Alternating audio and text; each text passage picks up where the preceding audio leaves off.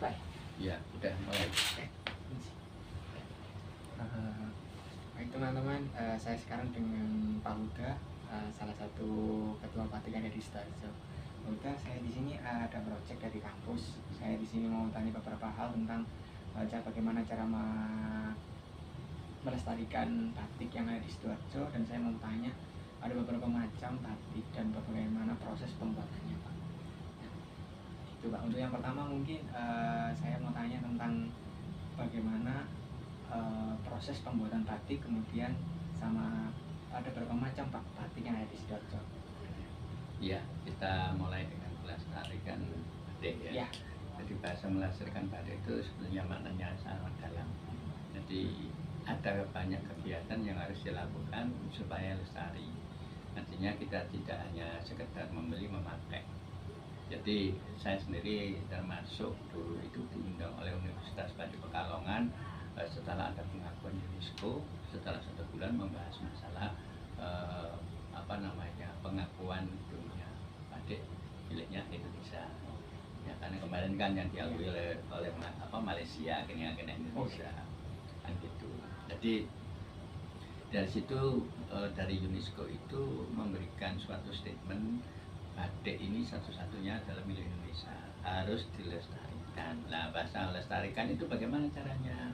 Nah, berpengalaman dari saya ketua batik Sidoarjo kemarin itu sudah ratusan tahun ya, kan batik itu ada 16 tahun 1675, itu penulisnya saya, termasuk tokoh-tokoh pertama kali yang menduduki atau membuat ibu kota sebelum namanya Sidoarjo, namanya Sitokari.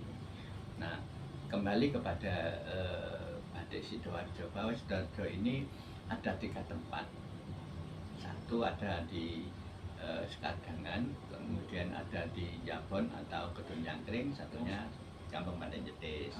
Nah, 3 tempat ini dulu adalah batik motif-motif asli, motif batik pedalaman istilahnya. Pedalaman, karena batik ini ada 2, batik pedalaman dan batik pesisir.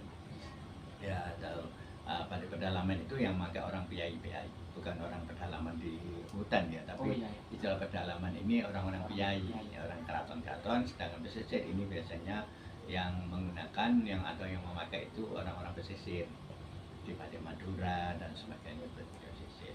Nah, terkait dengan pelestarian, makna dari pelestarian di sini akhirnya dengan adanya masalah yang ada di Sidoarjo, batiknya punah, 2 tempat ini punah, Sekadangan sama Kedung Jangkring. Akhirnya saya telusuri bahwa di sana itu dulu pengusaha batik memang makmur ya, masyarakatnya itu lama kelamaan punah. Ternyata apa?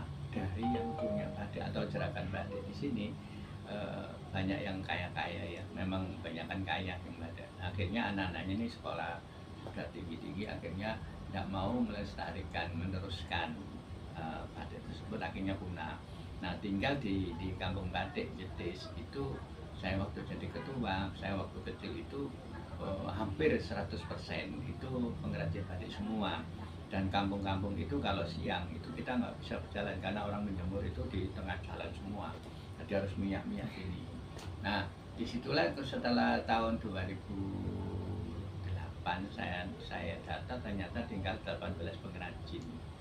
Nah, kenapa demikian? Karena ternyata yaitu tadi tidak dilestarikan atau ditularkan kepada generasi penerus, sehingga orang tuanya meninggal, anaknya tidak meneruskan.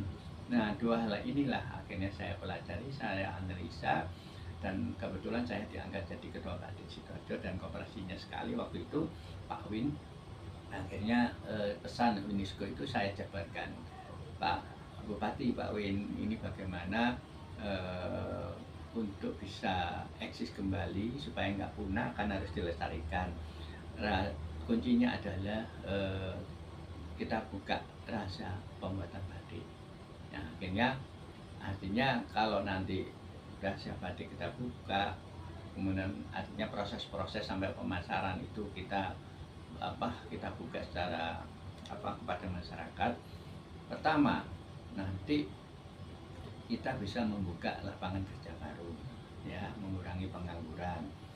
ketiga itu yang mati suri dulu kerajin batik akan timbul lagi. Tentunya di sini harus ada surat edaran cara melestarikan batik harus dipakai. Nah, tidak hanya memakai aja, jadi saya buka akhirnya di JTV waktu itu. Saya tiap minggu jam 12 sampai jam 1 siang itu selama 3 bulan. Jadi mulai mendesain, membatik, mewarnai, menghilangkan malam sampai jadi baju itu saya buka semua.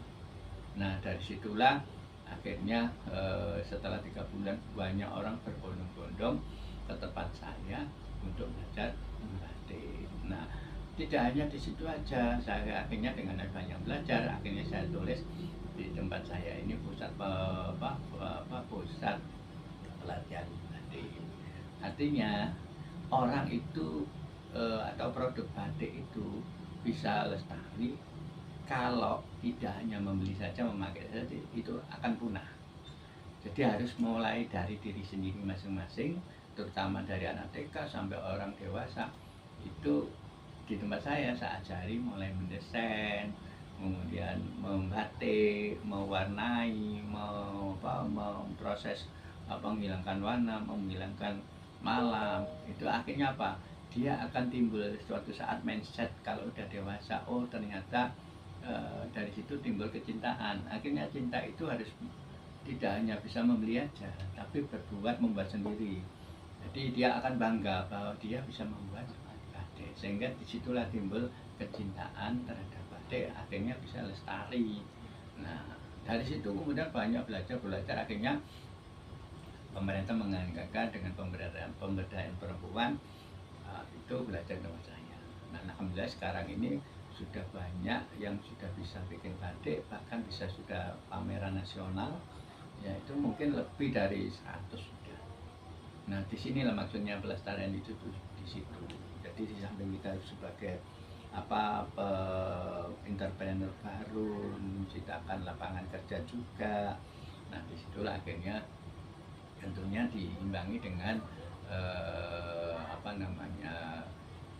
aturan atau edaran-edaran atau regulasi dari pemerintah supaya memakai batik.